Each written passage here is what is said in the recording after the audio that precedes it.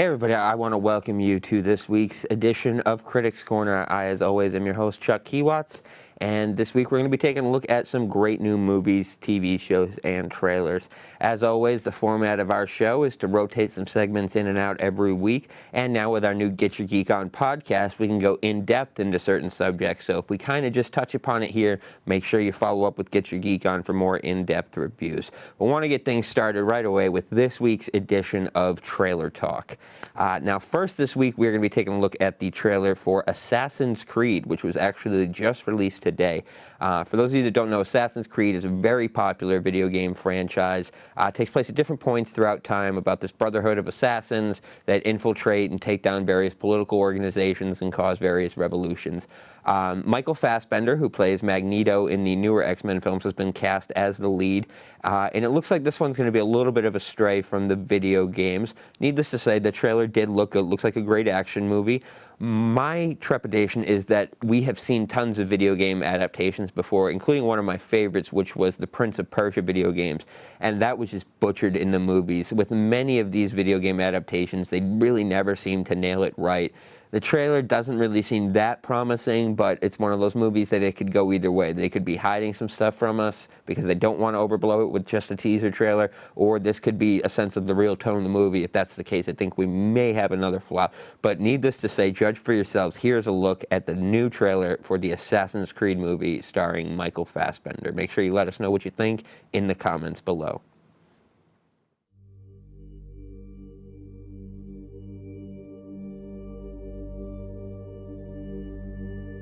What is the truth?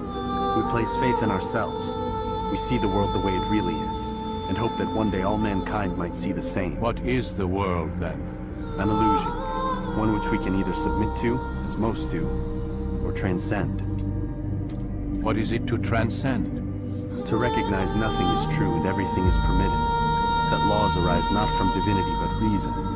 I understand now that our creed does not command us to be free. It commands us to be wise.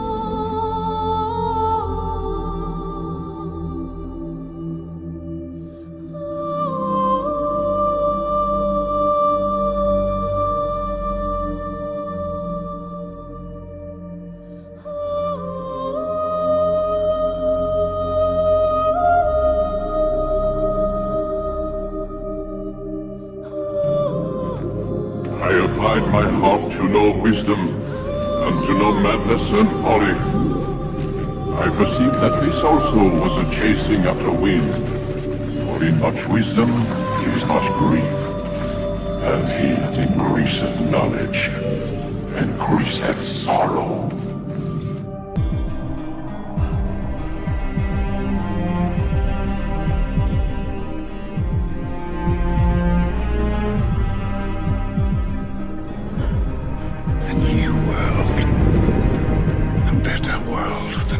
Seen. There, you are not what you were born, but what you have it in yourself to be. A kingdom of conscience. Peace instead of war. Love instead of hate. That is what lies at the end of crusade.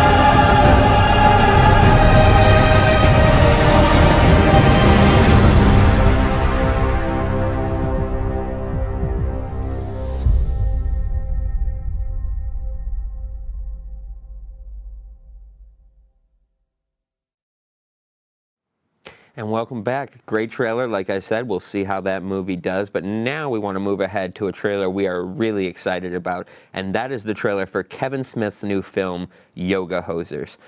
For those of you that don't know, I am probably one of the biggest Kevin Smith fans on the planet. This was a movie spun out of his movie Tusk, which was spun out of a podcast, which this was also spun out of a podcast.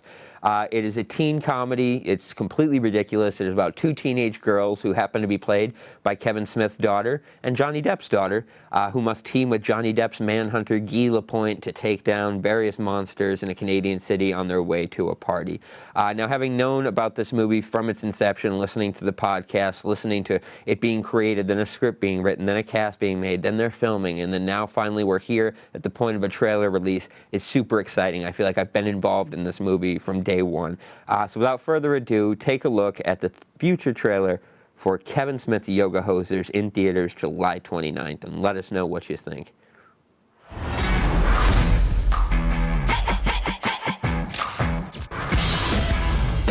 Colleen. Colleen C. Colleen. Colleen squared. Here we go. Are you happy, Miss Wickland? You killed Colleen. 100 calories here! 100 calories here! Oh my God, could you stop being so basic? I would like to invite you both to my party. A senior party? A senior party? Senior boys only invite sophomore girls to parties for one thing. Bonjour. You're the legendary manhunter from Quebec. Yes, I am that man. Colleen! Colleen?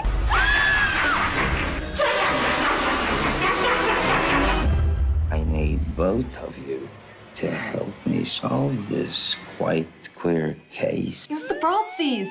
What is a Broadsea? It's like a foot-tall Nazi and it's made of bratwurst.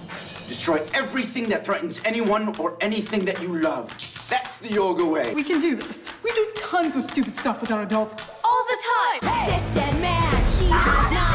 He has for his mind. I'm thinking that we should all be very afraid right now. Maybe we should Instagram it. Ooh, right? This dead man, he has not. We kicked his ass, it's been real fun. Shut up! So this is yoga.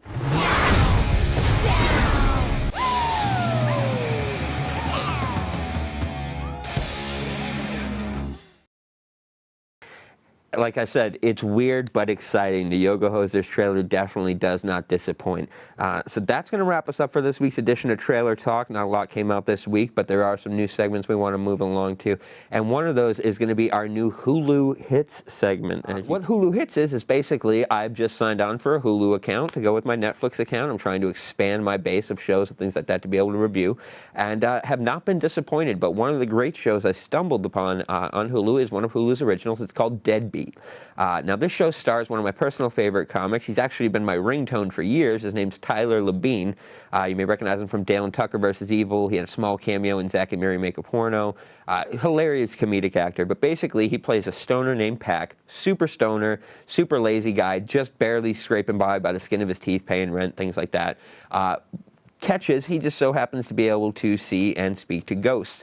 So basically the way he makes his money is by going around town and helping ghosts solve their unfinished business. People that have a haunting hire him, and he helps them move on.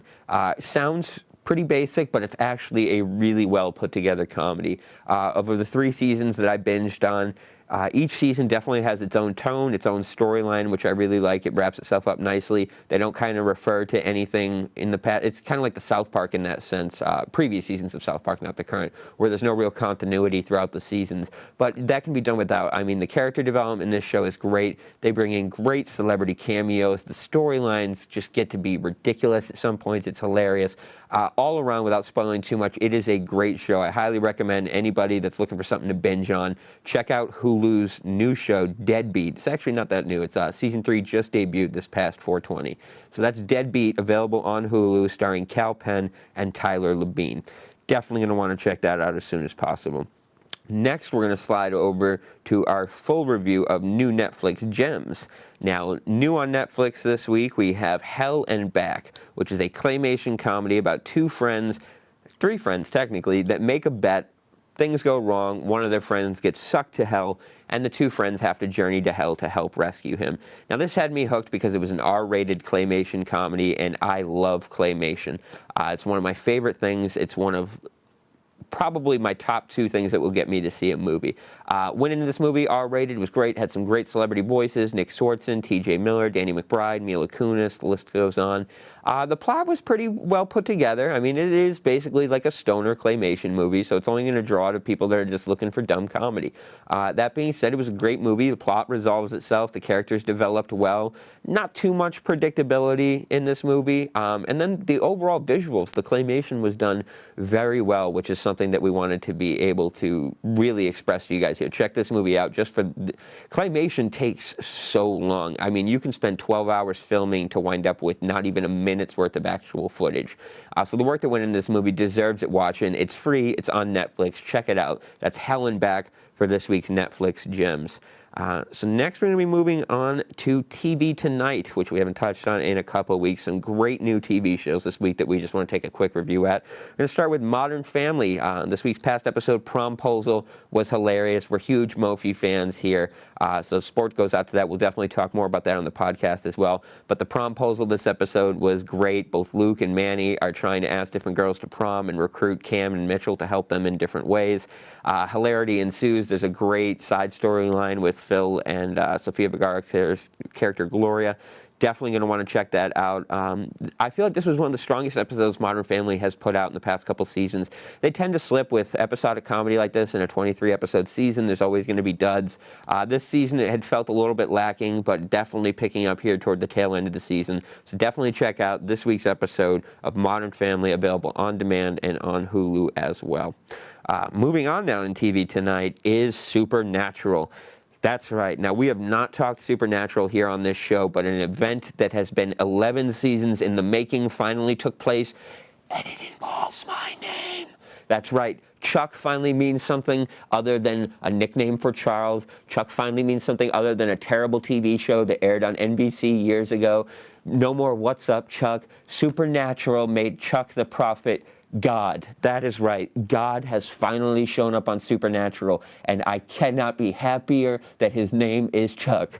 For those of you that watch Supernatural know that there's been a prophet on the show for seasons now named Chuck, and everyone just thought he was a prophet that helped out the Winchester brothers when needed. Turns out he has been God this whole time, masquerading on Earth. That's right. Chuck is God. That's going to be like my new face. Can we get like a Chuck is God? Like right there. There's the graphics for you. But the episode was great. It's basically God making a decision to sacrifice himself to Amara, the darkness, in order to save humanity and atone for what he feels is his sin of leaving humanity for thousands of years. That being said, the Winchesters don't buy that plan, so they rescue Lucifer, the devil himself, from Amara's grasp in order to team up with God to take down Amara. They are setting up a very strong season finale, and knowing the show has already been renewed for next season, can't wait to see where they go from here. So without spoiling too much of the episode, definitely, if you have ever loved Supernatural, jump on right now. God has finally arrived on this show, which means it is about to go down. That's right, people. So this week's Supernatural, huge thumbs up, now available on demand or on Hulu as well. And that's going to take us to the last TV Tonight segment this week, and that is this week's episode of The Flash. For those of you that know, we are diehard Flash fans here. It's pretty much all we can talk about, and this week did not disappoint, because who was it directed by? Call back to earlier in the episode, my main man, Kevin Smith. Kevin Smith directed this episode called The Runaway Dinosaur, episode 21 of season 2. And this dealt with Barry being stuck in the Speed Force, basically trying to get his way home, while the team at Star Labs basically tries to find a way to find him. Barry also needed to find a way to get his powers back. Lots of emotion in this episode. The heart, humor, spectacle, formula that they used definitely shined through here. There were moments with Barry's mom, with him having to accept her death and things like that, that really tug at your heartstrings. As someone that's lost a parent, to have those moments, like it was truly like, I'm not even going to lie and say I didn't drop a tear. But the show resolved itself great. Seeing Barry get his powers back was amazing. We're going to go really in-depth into this tomorrow on Get Your Geek On, so I don't want to go too much into The Flash other than telling you this week's episode is a must-see, setting up for the season finale. We have 2 episodes left, guys. Can't wait to see where they come from here. That's going to wrap us up for this week's edition of TV Tonight. Make sure you check out all of our episodes and comment below with what you'd like us to review. We're always looking for new shows and movies. We want to target what you guys want to hear about, so never be afraid to let us know. So now that's going to transition us over to the Movie Minute, the reason we're here, taking a look at this week's top movies. And we are going to start off with a little bit of an older movie. This one had just come out on DVD, was out in December, and that is the remake of Point Break. For those who don't know, Point Break was a famous movie in the early 90s about Keanu Reeves, plays an FBI agent, Johnny Utah, who must infiltrate a group of bank robbers led by Patrick Swayze. And this remake basically takes the same storyline but incorporates an extreme athletes aspect to it. In the first movie, they were just surfers. These guys do everything from base jumping, riding 100-foot waves. This movie had actually been critically reviled. Like, the reviews when this movie came out, that's why I had not seen it in theaters. I heard that it was just about the stunts, that there was no real storyline. And I got to tell you, after sitting down and watching this movie, I couldn't disagree more. The storyline in this movie held together. Knowing the outcome of the original, I was surprised with some of the twists that they took on this one. I liked the new angle of what the criminals were actually trying to accomplish. They're trying to complete what's called the Ozaki 8, which are these 8 extreme athlete trials that if you could complete, it's like a mastery over nature. And in order to take something like that, you have to give something back. So there's this very Nirvana, respect of the earth theme that runs through it, but the ending surprised me. I was very well satisfied with the effects, the stunts, the character development was all there. So I really couldn't tell why this movie was not. So I'm definitely going to tell you, hit the red box, check out the remake of Point Break. This week on Critics Corner, we're going to give this one a red box because it's already out of theaters. That's going to be great. Make sure, seriously guys, check out Point Break. It's highly underhyped. I know all movie critics have their own opinion. I personally try not to bash movies. I just try to direct them to the audience that they were made for. Point Break, it's a great popcorn movie. If you're just looking for an all-around great action movie with a great storyline, nothing too much invested in it, check out Point Break. So definitely red box that one this week. And that's going to take us to the meat of the show, which is Marvel's Civil War. Now, if you watched the Geek On podcast last week, we went in-depth into Civil War, but I just wanted to take a moment here to go over a quick review of it. Those who don't know, this is Captain America's 3rd installment in the Marvel franchise, pitting Team Iron Man versus Team Captain America over what's called the Sokovia Accords. Brief synopsis: all the damage caused in the previous Marvel movies has led the governments of the world to decide the Avengers can no longer operate without any supervision. So a government council will be made to decide when they are called in. This splits the team on 2 between Team Iron Man, who believes that this is the right way to go without boundaries, they're no better than the villains, and then Team Captain America, who sees it that governments will always have agendas and the best hands are still their own. This movie, hands down, Marvel's greatest movie, as we touched on. Introductions of Black Panther and Spider-Man were amazing. Giant Man making his appearance as well. This movie, hands down, one of the best movies of the summer. I'm really hard-pressed for a movie this summer that's going to top that as far as entertainability, plot points. This didn't have the usual plot holes. As we touched on the podcast, the villain, not so much, but we know that that's been a Marvel problem for a long time now. But for a popcorn movie, for a superhero movie, for anything that you're just looking for in a summer movie, Captain America Civil War delivers on all hits. I don't want to go into too many spoilers here because of the fact that we covered it so in-depth and it's so new, so many people are still seeing it. So if you would like our spoiler review, check episode 1 of the Get Your Geek On podcast. We have a full 45-minute spoiler review of what we thought of Captain America Civil War. But for the Critics Corner aspect of this, definitely get out, see it in theaters now. Don't see it in 3D, not worth the money, but see this movie. Take your friends, take your family, take your kids. Nothing inappropriate in this movie. Definitely. I think this is going to be our highest recommendation so far here on the Critics Corner. So for this week's edition of Movie Minute, Captain America Civil War, get out there and see it. Is there more thumbs that I can put up other than just the 2? So yeah, definitely Captain America. We loved it. We're excited. I think I walked out of that movie more pumped for the Black Panther movie than anything else. Everybody's talking about Spider-Man. I really felt Black Panther was where it's at. One more that we want to take a look at and review here is not so much a retro review, not so much a Netflix gem, it's Marvel related, and that is Jessica Jones. For those of you that haven't watched it yet, it is the next in the Defenders series from Netflix and Marvel. We had Daredevil seasons 1 and 2, and then we had Jessica Jones. It's a great 13-episode, female-led superhero series, very psychological, unlike anything you've ever seen in Marvel. It's almost like a very dark episode of Law & Order stretched out over the course of a season. Just wanted to get that in there. It's a very strong show. Marvel's best villain to date, which is one of the things we had talked about, was the villain problem. David Tennant plays the Purple Man, Kilgrave. It's a very, very, very strong 13-episode story arc on this one. So get on Netflix, check out Jessica Jones this week. And then stay tuned for our Facebook exclusive segment with Anthony Arsenio. We'll be taking a look at this week's retro reviews of the FX show The League. So for right now, we're going to edit in some other stuff. We got some great interviews that we're putting on this week, but that's going to do it for this week's episode of Critics Corner. Make sure you check out all of our links. We're really growing fast. We're expanding. We've taken on our editor Carissa's new show, Rad Recommendations, is going to be on soon. We've got the Get Your Geek On podcast, and then Summer Comic-Con season is here in full swing. We will be at the Massive Comic-Con, the Northeast Comic-Con, Boston Comic-Con, Hartford, Terrificon, Northeast New York Comic-Con. So the list just keeps going on and on, so stay tuned for some great celebrity interviews coming up, some more rotating segments as we go in and out, and as always, all of our links can be found at nerdorama.tv, facebook.com/ChucksMovieMinute, and youtube.com/KIWACZ86. As always, we love the fact that you guys tune in here each and every week. I love to hear your feedback, so if there's anything you feel in the show that we could do differently to help make it a better show for you, never feel free to sound off in the comments below. That being said, I want to thank Chris Zaragoza, my producer, Carissa Angelo, my editor, and Tim Thompson, my graphic designer. We're 6 episodes in, guys. We're 2 episodes into the podcast, and everything is moving along great. So stay tuned. Watch us on BevCam, YouTube, Facebook, and Nerdorama. Signing off this week, I, as always, am your host, Charles KIWACZ, and we will see you at the movies.